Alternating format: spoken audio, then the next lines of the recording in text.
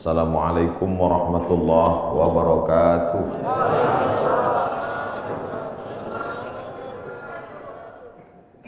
Alhamdulillahilladzi ahyana ba'da ma amatana wa ilaihin nusyur. Wassalatu wassalamu ala asyrafil anbiya wal mursalin sayyidina wa maulana Muhammadin wa ala alihi wa sahbihi wa man tabi'ahu ila yaumiddin.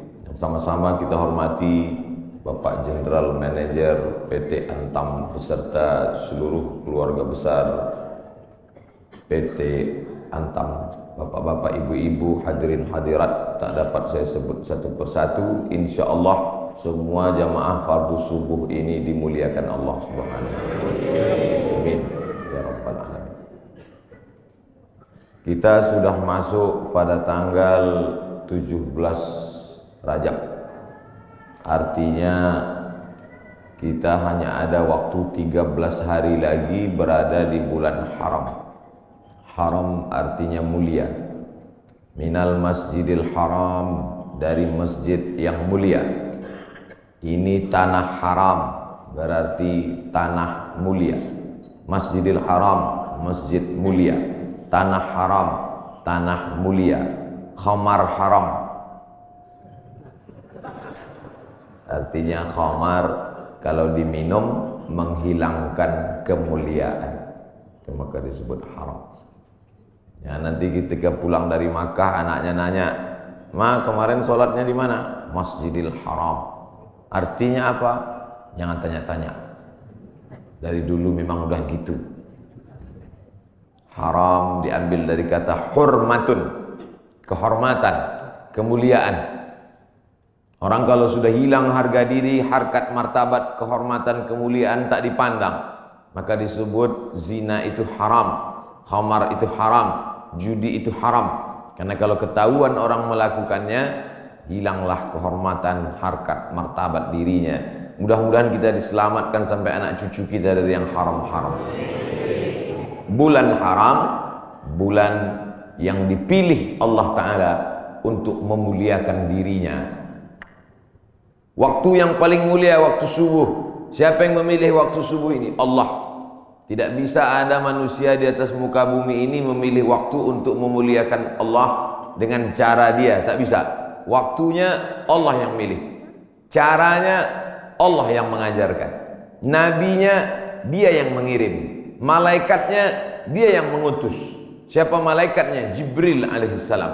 Wahyunya Allah yang membawa Al-Quranul Karim dan sunnah Rasulullah SAW. Nabinya Muhammad sallallahu alaihi wasallam. Waktunya minha arba'atun hurum, ada 4 bulan yang mulia. Salasun mutawaliyatun, 3 bulan berturut-turut. Zulqa'dah, Zulhijjah, Muharram.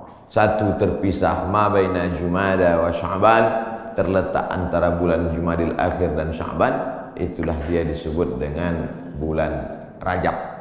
Makanya Nabi berdoa khusus bulan Rajab, Allahumma barik lana fi Rajab wa Sya'ban, berikan kami berkah di bulan Rajab dan bulan Sya'ban. Wa ballighna Ramadan, sampaikan kami ke bulan Ramadan. Ketika saya berdoa minta Rajab, bapak-bapak mengaminkan. Ada ibu-ibu satu diam aja.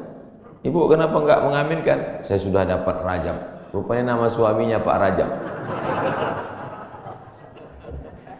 Rajab artinya tarjib. Tarjib. Tarjib artinya ta'zim. Ta'zim artinya agung, tinggi, hebat. Bulan Rajab bulan yang tinggi, bulan yang hebat yang dipilih oleh Allah Subhanahu wa Ta'ala. Amal yang paling afdal di bulan Rajab adalah amal yang paling mulia. Apa amal yang paling mulia? As-sawmu li wa ana ajzi bihi. Puasamu itu untukku, aku yang memberi balasannya. Maka paling afdal, paling bagus bulan Rajab ini adalah puasa. Dan hari ini kita jatuh pada hari Kamis. Siapa yang puasa hari ini, maka dia dapat 3. Saya niat puasa qadha hari ini, kata ibu, kata bapak, otomatis dia dapat 3. 1, qadhanya lunas. 2, dapat pahala puasa Kamis. 3, dapat pahala puasa sunat Rajab. Saya tak bisa Pak Ustadz. Kenapa? Tadi nggak niat. Kamis depan. Mudah-mudahan masih hidup.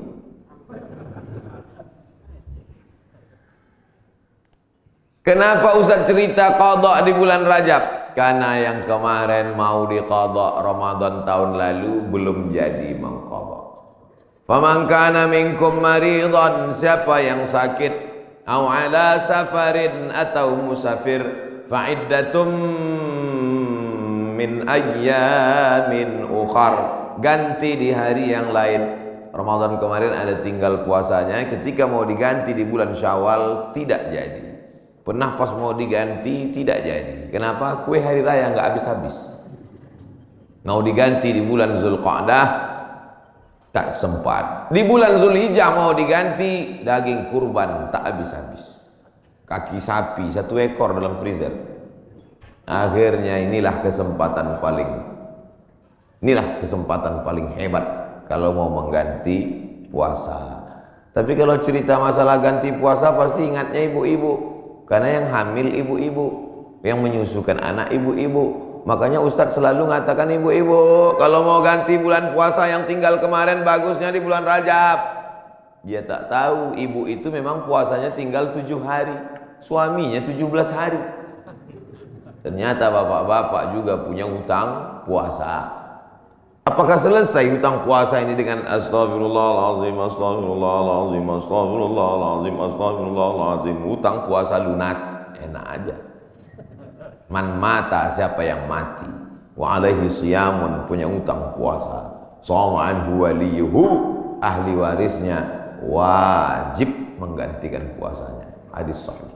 Tidak bisa diganti dengan istighfar. Tidak bisa diganti usolli sunata taubat rakaataini lunas 60 hari lillahi ta'ala. Nggak bisa guys. Nah, oleh sebab itu maka puasa yang tinggal kemarin mesti diqadha.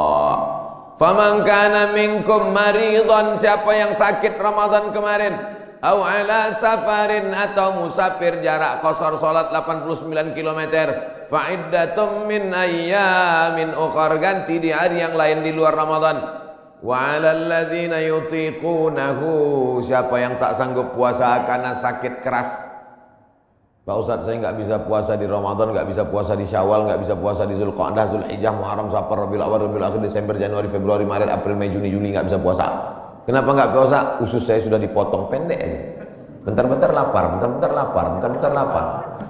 Sampai mati nggak bisa, atau kena penyakit mah akut, atau kena diabetes mellitus akut, atau kena jantung akut, atau apapun sebabnya, atau kena tua renta 70-80 nggak bisa puasa, fa'iddatu min ayamin ukhar, bagi yang musafir dan sakit. Tapi bagi yang nggak sanggup sampai mati, fidyatun ta'amu miskin, bayar fidyah makan 1 hari fakir miskin. Bagaimana dengan perempuan hamil dan menyusukan anak? Masuk yang mana dia? Kalau dia musafir, sakit, ganti. Kalau sakit keras, tua renta, bayar fidyah. Perempuan yang hamil dan menyusukan anak tidak disebut dalam ayat ini, maka ulama berijtihad, lain kepala, lain isinya. Rambut sama hitam, isinya macam-macam.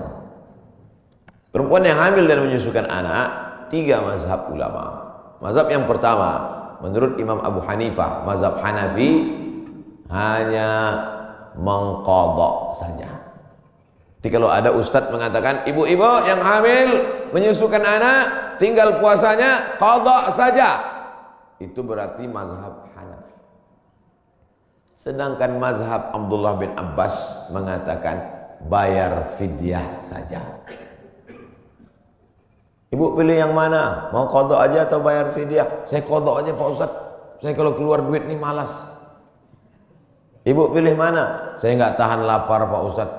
Mau bawanya mau ngemil ngunyah aja. Jadi saya bayar aja. Yang mau qadha saja mazhab Hanafi. Yang bayar fidyah saja pendapat Abdullah bin Abbas. Mazhab Syafi'i yang mana? Mazhab Syafi'i lihat dulu dia tak puasa karena apa. Kalau dia tidak puasa karena dirinya, karena lemah, karena tak mampu, qadha saja. Tapi kalau ada unsur anaknya, kenapa ibu tak puasa? janin saya lemah, sudah diperiksa USG oleh SPOG, spesialis objin kandungan. Katanya janin lemah, ibunya sehat tapi janinnya lemah. Maka kalau sebab anaknya dia tidak puasa, maka dia kena 2 double, bayar fidyah dan puasa qadha. Laki-laki mesti tahu.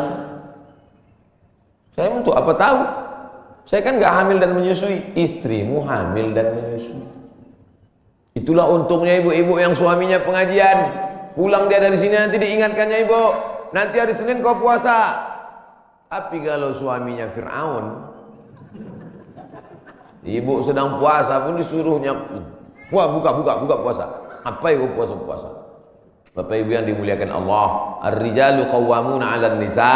Berapa banyak puasa ibu, maka suami ikut bertanggung jawab. Kenapa? Karena istrinya itu tidak puasa gara-gara suaminya. Coba kalau kau tengok saja istrimu itu. Oleh sebab itu maka tanggung jawab luar biasa di hadapan Allah Subhanahu wa taala. Itulah maka saya sampaikan subuh ini tentang pentingnya mengganti puasa di bulan Rajab, karena ini salah satu kemuliaan, dapat double 2 pahala yang diberikan Allah Subhanahu wa taala. Masih ada kesempatan 13 hari lagi. Kalau mau diqadha pakai puasa Nabi Daud, bagus. Yasumu yauman wa yuftiru yauman. Puasa ini bagus karena saluran darah kita ini mampet. Saluran darah ini sama seperti saluran air, karena di dalamnya banyak lemak-lemak, banyak kolesterol, akhirnya tersumbat. Coba hidupkan keran air kencang, tapi pipanya digulung. Kerannya kencang, pipanya digulung. Apa yang terjadi? Bam! Pecah pembuluh darah. Oleh sebab itu salurannya mesti bersih. Bagaimana membersihkan saluran air? Ada serbuk yang menghilangkan minyak-minyak. Bagaimana cara membersihkan saluran darah? Maka bakteri-bakteri, kuman-kuman, penyakit-penyakit, kolesterol bisa habis bersih. Kenapa? Diri memakan diri sendiri dengan menahan makan minum selama dari pagi sampai petang. Makanya orang kalau cek darah dia nggak boleh makan minum. Saya dulu ketika cek dari ujung rambut sampai ke ujung kaki, Ustaz Somad besok medical check up, datang jam 10 pagi ke rumah sakit. Baik Pak Dokter, tapi syarat darahnya harus bersih. Gimana cara membersihkan darah Pak Dokter? Dari pagi sampai cek darah jangan makan berat, jangan sampai masuk nasi uduk, ayam penyet, ayam patah, ayam mati, ayam supaya darahnya bersih. Baru saya paham, rupanya membersihkan darah dengan tidak memasukkan makanan. Tapi itu bonus dari Allah. Dengan banyak puasa tubuh sehat, dengan banyak puasa badan sehat, dengan banyak puasa tidak ada kolesterol darah tinggi, diabetes mellitus dan kawan-kawannya. Dengan banyak puasa, banyak perempuan-perempuan sekarang rajin puasa, niatnya bukan lillahi ta'ala, diet ta'ala. Itu diet, itu bonusnya, hadiah dari Allah Subhanahu wa taala. Tetapnya niatnya tetap nawaitu shauma qadha'in, saya berniat besok puasa qadha lillahi ta'ala. Adik-adik mahasiswa, mahasiswi bagus banyak puasa, hemat belanja. Bagus puasa.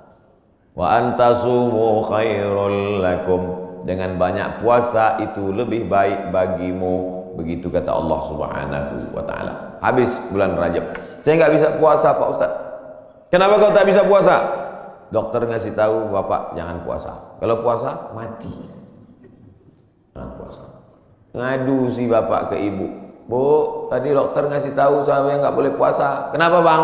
Karena kalau puasa mati. Abang mati aja lah. Tak boleh pilih mati.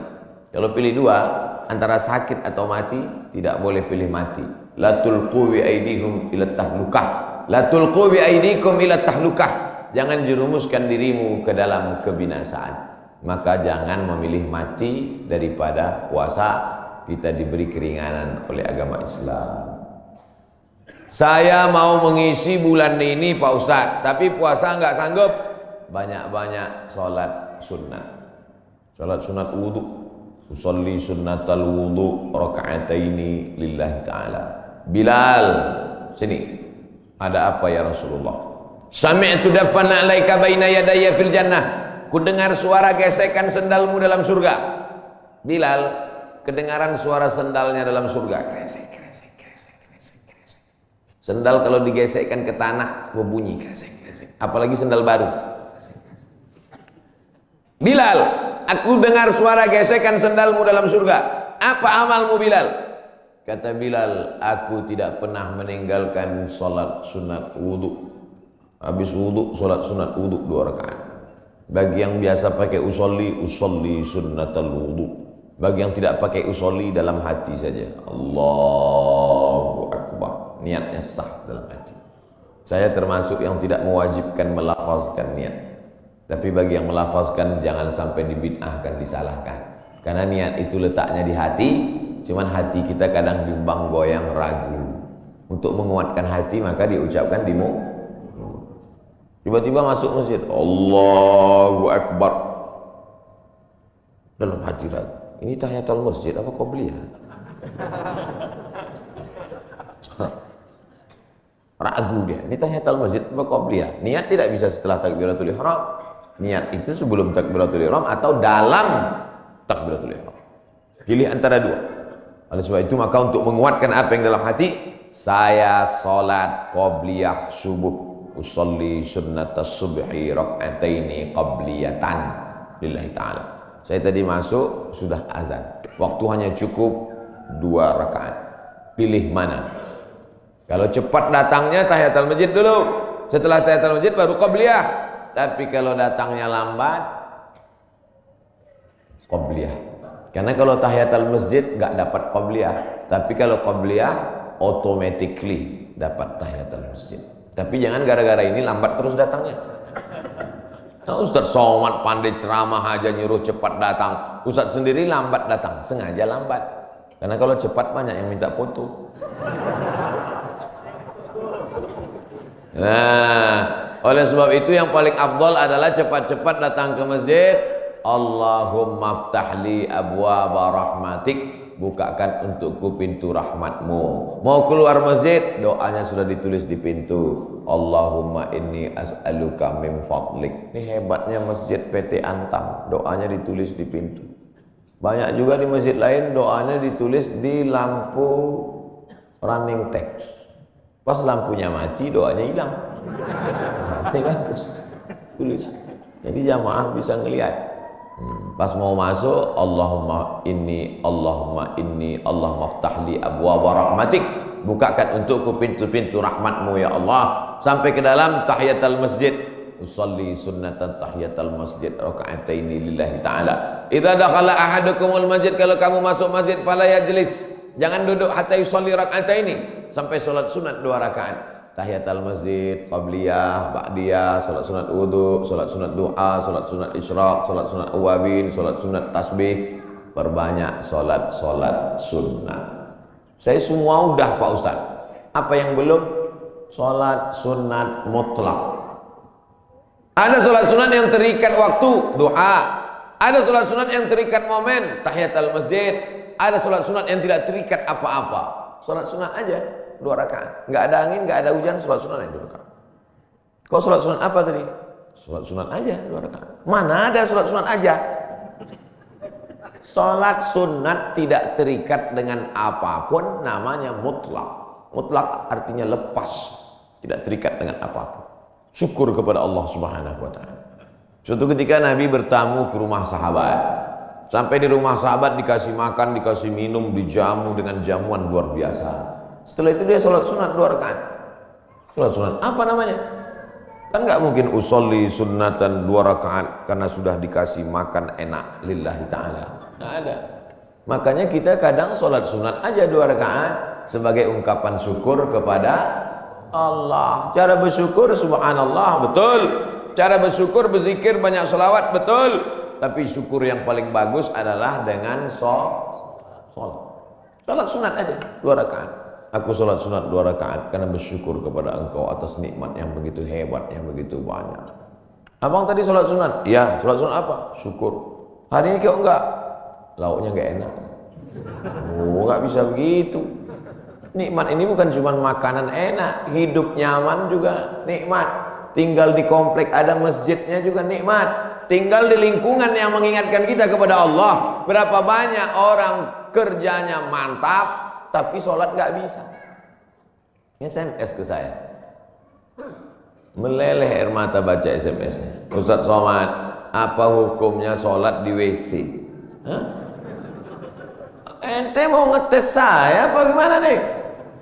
WC kan najis, tempat setan, kotor. Menyebut nama Allah aja nggak boleh. Allahumma inni a'udzubika minal khubusi wal khaba'is. Mau masuk WC, ya Allah lindungi aku dari setan jantan dan setan betina. Setan jantan di sana, setan betina di sana. Ketemunya di mana? Di WC. Dia bilang apa hukumnya sholat di WC? Saya sangka mau ngetes saya. Ternyata memang betul. Dia kerja di luar negeri, supervisor pengawasnya tidak mengizinkan permisi sholat. Akhirnya dia masuk ke WC yang agak lapang, dia bentang kain, sholat di dalam. Hanya untuk mencari makan, Bapak, Ibu.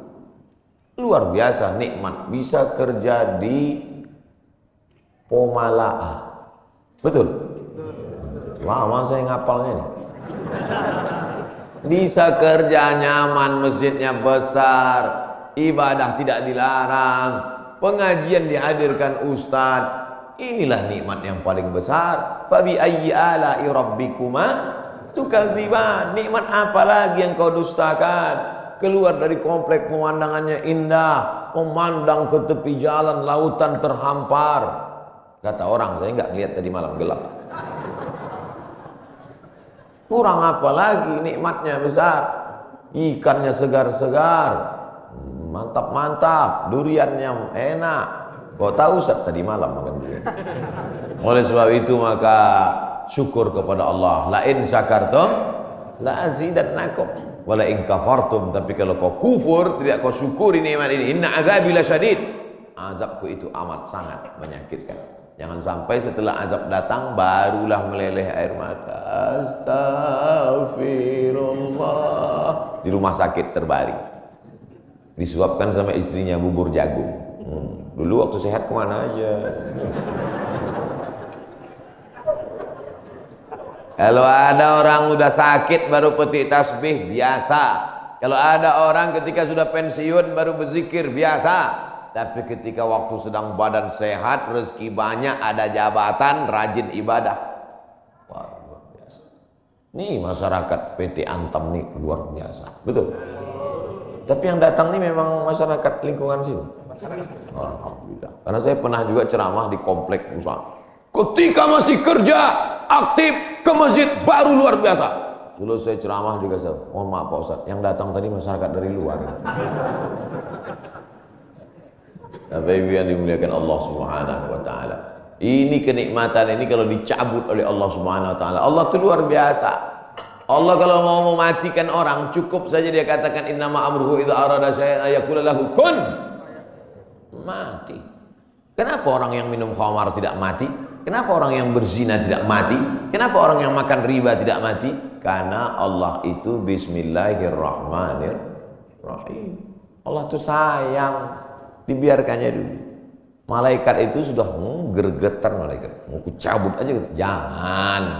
Jangan, kata Allah Taala, jangan. Biarkan dia mabuk-mabuk dulu, biarkan. Nanti baru kau celupkan dia ke neraka jahanam. Innallaha la yumli lidzalim. Allah sengaja mengulur kepada orang-orang yang zalim itu. Orang-orang yang zalim, yang aniaya terhadap dirinya, yang berzina, yang minum khamar, yang mabuk, yang makan riba, yang biarkan dia, biarkan. Sampai apa? Sampai dia bertobat. Kalau tidak juga, hatta idza akhadhahu lam yuflithu, sehingga Allah menurunkan azab tidak tanggung-tanggung langsung. Jadi jangan heran kalau ada orang enggak sholat, rumahnya besar, enggak sholat, mewah hidupnya. Sesungguhnya dia sedang dimainkan Allah Ta'ala. Inna kaidi matin, tipu dayaku amat sangat kuat. Cuman kadang orang ini nggak paham cara pikir Allah SWT. Cara pikir ibu aja kadang anak nggak paham. Anak umur 5 tahun minta pisau, jangan, nanti tangan kau luka. Tapi ketika kita memahami Allah, yang kita ikut ini, kita ikut Allah atau Allah ikut kita? Kita ikut Allah. Ini banyak orang sekarang Allah dia suruh ikut dia. Ya Allah, berikanlah aku gaji yang banyak. Kau ikut aku, jangan sampai aku ikut engkau. Loh. Sebenarnya yang Tuhannya aku, apa kau kata Tuhan? Kita yang ikut Allah. Makanya kita ini disebut Muslim. Muslim artinya berserah diri kepada kehendak Allah. Bukan Allah yang ikut kita. Kadang banyak kita paksa Allah untuk ikut kita. Kita berdoa sesuai dengan request kita. Kalau kita Allah nggak kasih, lalu kita marah sama Allah. Ente siapa? Kata Allah. Makanya kita serahkan pada Allah. Tapi kita kalau berdoa tetap minta apa yang kita minta. Jangan gara-gara ini nanti, ya Allah pagi ini aku nggak berdoa apa-apa, terserah oleh Allah. Mau kasih nggak apa-apa. Oh jangan. Nabi malah kalau berdoa sebut nama. Allahumma a'izzal islama bi umarain. Ya Allah kuatkan Islam ini dengan 2 Umar. Waktu itu ada 2 Umar yang paling hebat, paling gagah, paling perkasa di Makkah. Satu Umar bin Khattab, satu Umar bin Hisham. Umar bin Khattab, Umar bin Hisham. Ya Allah, Islam ini akan kuat kalau 2 orang ini masuk Islam. Masuk Islamlah 2 orang ini ya Allah, Umar bin Khattab atau Umar bin Hisham. Saya sebut Umar bin Hisham, banyak bapak ibu nggak kenal. Tapi kalau saya sebut nama kerennya, oh, Umar bin Hisham, Abu Jahal. Makanya kalau kenalan sama orang jangan cuma tanya satu nama, tanya nama satu lagi. Banyak orang ini namanya macam-macam. Nama siapa? Abdul Somad. Di Facebook Anton. Nah, nama saya di mana-mana tetap Abdul Somad. Nama Abdul Somad. Instagram Abdul Somad Official. Cuman mau ngasih tahu aja supaya di follow. Bapak Ibu yang dimuliakan Allah Subhanahu wa taala. Jadi kalau masih bisa sehat, beribadahlah. Karena sampai masanya nanti udah sakit nggak bisa beribadah. Parahnya lagi, sudah sakit pun nggak ke masjid juga. Makanya walaupun sakit datanglah ke masjid. Nggak bisa sholat di depan, sholat di belakang. Malu sholat di belakang di emperan. Nggak bisa juga sholat, kasih tahu biar kami sholatkan. Jangan segan-segan. Bapak Ibu yang dimuliakan Allah Subhanahu wa taala. Saya Pak Ustadz nggak bisa puasa, sholat sunat. Sholat sunat pun nggak bisa Pak Ustadz. Baca Quran. Duduk, nggak bisa tegak, nggak bisa rukuk, nggak bisa sujud. Buka Quran. Bismillahirrahmanirrahim. Tapi katanya baca Quran auzubillah Pak Ustadz. Oke. A'udzubillahi minasyaitonirrajim. Bismillahirrahmanirrahim. Ya ayyuhan nas, wahai manusia, ittaqu rabbakum, takutlah kamu kepada Allah. Inna zalzalatas saati syai'un azim. Sesungguhnya bumi akan bergoncang dan hari itu kiamat terjadi, azabnya amat sangat kuat. Membaca itu ketakutan, langsung pulang ke rumah sedekah. Berapa? 500 perak. Jadilah daripada sebelumnya hatinya tertutup. Itulah orang-orang ketika dibacakan ayat kepadanya, zadathum imana, bertambah imannya. Surat Al-Hajj. Apa ayat yang kau lihat? Sesungguhnya saat itu Allah sedang menegur engkau. Wa taran nasa sukara, kau lihat manusia waktu itu seperti mabuk. Wa mahum bisukara, mereka bukan mabuk. Jalan sempoyongan mau tumbang di atas bumi, mereka mabuk? Bukan. Kenapa mereka tidak mabuk? Walakinna adzaballahi syadid. Tapi saat itu azab Allah amat sangat menyakitkan. Sempoyongan jalan macam zombie. Kenapa? Karena kerak bumi waktu itu tercabut. Kita sekarang kan bisa tenang ini karena kerak bumi ini bisa normal. Kerak bumi ini ada pakunya. Sampai masanya pakunya itu copot. Apa pakunya? Wa takunul jibalu kal'ihnil manfush. Waktu itu paku-pakunya gunung-gunung seperti bulu kambing dihembus angin. Ada kalanya Allah menyebut kal'ihnil manfush. Ada kalanya disebut kal farashil mabthus, seperti rayap yang berterbangan, seperti nyamuk yang berterbangan. Habis semuanya. Kalau Gunung Bromo, Gunung Kidul, Gunung Merapi, Gunung Kelut seperti rayap yang berterbangan, lalu kita seperti apa? Kalau ada tetangga bapak yang sombong, yang angkuh, ambil rayap, hembuskan ke mukanya. Begitulah nanti saudara. Kalau Gunung Kidul, Gunung Bromo, Gunung Merapi seperti rayap, lalu kau seperti apa nanti di hadapan Allah?